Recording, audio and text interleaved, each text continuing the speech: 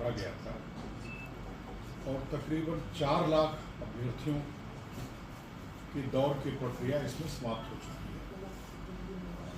उस 4 लाख अभ्यर्थियों की दौड़ की प्रक्रिया में एक्चुअल जो अटेंडेंस हुआ है, जिन लोगों ने एक्चुअल दौड़ में जिन लोगों ने हिस्सा लिया है, वो तकरीबन 1,87,704 है।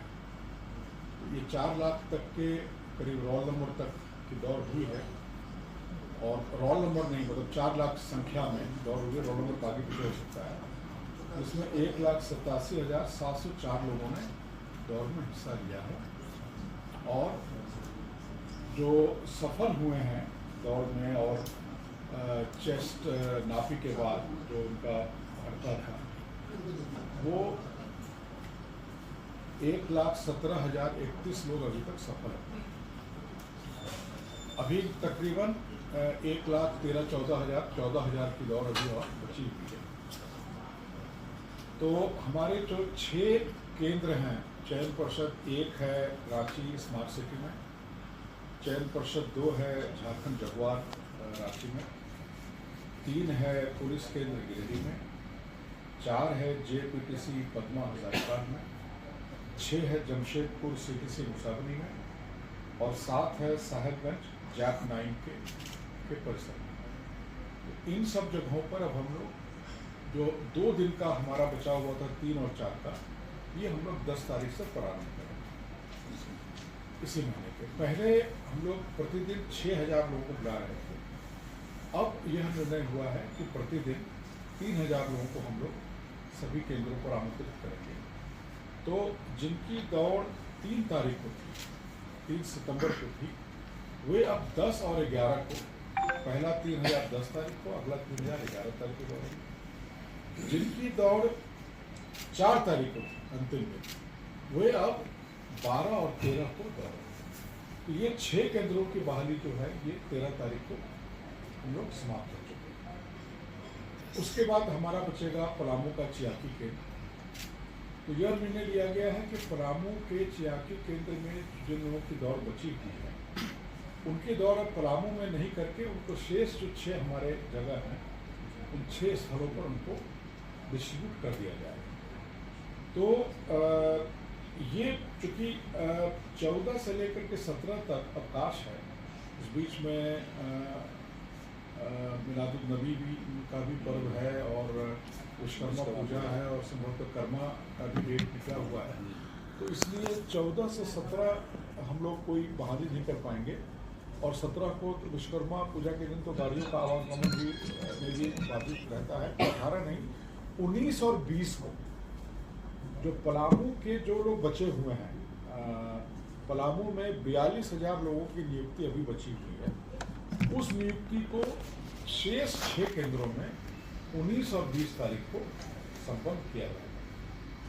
JSCC के द्वारा कल से लेकर परसों तक ये जो परिवर्तन हो रहा है डेट का और स्थल का, ये हम लोग कल से परसों तक उनका एडमिट कार्ड जो है, फ्रेश एडमिट कार्ड उनके साइट पर अपलोड हो जाएगा। तो जो अभ्यर्थी है वो एडमिट कार्ड अपना अपलोड कर सकते हैं, उनको पता चल जाएगा कि किस तारीख को किस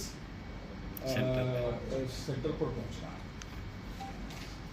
इसमें 2-3 चीज़ और मैं बताना चाहूँगा कि हम लोगों का ये प्रयास होगा कि 8, सवा 8 के बाद हम लोग दौड़ नहीं करें। मतलब हम लोग 7, साढ़े 7 तक सारे जो अभ्यर्थी उस दिन, जिनको 10 तारीख को दौड़ना है, जिनको 11 को, जिस तिथि को जिनको दौड़ना है, हम लोग की अपेक्षा रहेगी, और हम लोग इस बात को प्रेस ब्रीफिंग में भी दे रहे हैं और नोटिस में भी सभी जगह देंगे कि वो लोग अभ्यर्थी 7, साढ़े 7 तक अपने केंद्र में निश्चित 7 बजे तक पहुँच जाएँ।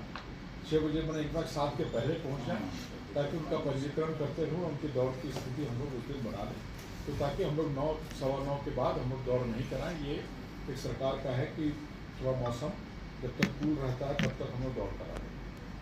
दूसरा, ये जो जिन अभ्यर्थियों की मृत्यु हुई है, उसमें कुछ लोगों का तो सडन डेथ हुआ है, दौड़ते समय गिरे हैं, फिर अस्पताल तक पहुंचते पहुंचते उनकी मृत्यु हो गई है। कुछ लोगों की अस्पताल में ट्रीटमेंट हो गई है। तो अभी तक चूँकि इनका यूडी केस दर्ज हुआ है, इनका पोस्टमार्टम हुआ है। पोस्टमार्टम के बाद इनका बाकी का जो परीक्षण है वो FSL और मेडिकल टीम के द्वारा किया जा रहा है। तो फाइनल रिजल्ट आने में थोड़ा समय लगेगा, लेकिन अनुमान ये है कि इसमें से काफ़ी लोगों की मृत्यु जो हुई है वो हार्ट अटैक से, हृदय गति रुकने की वजह से हुई है। अब ये हृदय गति जो रुकी है ये विभिन्न कारणों से हो सकती है। कई बार कोई लंबी बीमारी रही हो, किसी तरह का कोई लंग्स में इन्फेक्शन रहा हो, तो ऑक्सीजन की कमी और इन सब चीज़ों की कमी रहती है जिससे कि घटना घटती है। तो हम लोगों का ये आग्रह होगा सभी जो शेष जो अभी 1,14,000 अभ्यर्थियों का भी होना है, 4 लाख का हो चुका है, 1,14,000 अभ्यर्थियों का भी हमको टेस्ट कराना है। तो जो शेष बचे अभ्यर्थी हैं उनसे हम लोग आग्रह कर रहे हैं आपके माध्यम से कि अगर किन्हीं को कोई मेडिकल कंडीशन है, अगर कोई कभी बहुत बीमार पड़े हों, कुछ लोगों को एरिथमिया का जो धड़कन दिल का तेज हो जाता है दौड़ने पर, एक्सरसाइज करने पर, जो धड़धड़ी जिसको हम कहते हैं, जो धड़कन तेज हो जाता है। तो अगर किसी को कोई इस तरह का मेडिकल कंडीशन है तो उनसे आग्रह होगा कि एक बार अपने चिकित्सक से परामर्श कर लें कि उन्हें ये दौड़ में शामिल होना चाहिए, नहीं होना चाहिए। ये उनका निजी एक तरह से परामर्श है। ये मतलब हम लोग एनफोर्स करने का हमारे पास कोई लीगल राइट नहीं है और कोई हमारे पास कोई साधन भी नहीं है। जितने भी हमारे जो 6 जो ये जगह हैं जहाँ पर टेस्ट होना है, वहाँ यह भी निर्णय लिया गया है कि जो आपने देखा होगा ऑक्सीमीटर जो होता है जिससे कि हम ऑक्सीजन और पल्स रेट नापते हैं, और BP की मशीनें जो है वो भी अब हम लोग पर्याप्त मात्रा में सभी जगहों पर रखेंगे, ताकि किसी को दौड़ के दिन भी अगर किसी को लगे कि हमारी तबीयत ठीक नहीं है तो वो वहाँ अपनी जांच जा करके दौड़ के पहले भी करा सकता है। जिसकी भी इच्छा होगी वो अपना टेस्ट करा सकता है कि उसका रक्तचाप का क्या पोजीशन है, उसके ऑक्सीजन सैचुरेशन क्या है उसके बॉडी में, वो निर्णय ले सकता है। तो हम लोग यही प्रयास है कि हम लोग 10 तारीख से जो शेष जो हम लोग का जो 1,14,000 करीब तकरीबन कैंडिडेट बचे हैं जो कि शामिल नहीं हुए हैं अभी तक, जिनका डेट 3 और 4 और उसके आगे के दिनों में था, वो हिस्सा लेंगे।